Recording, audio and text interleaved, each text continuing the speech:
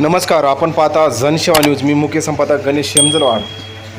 इस्लापूर येथे खरोखरच गाय ही त्याच्या मालकासोबत जाताना आपल्याला दिसत आहे, जेणेकरून मालक आणि गाईचं प्रेम हे अतूट नातं इथे दिसत आहे.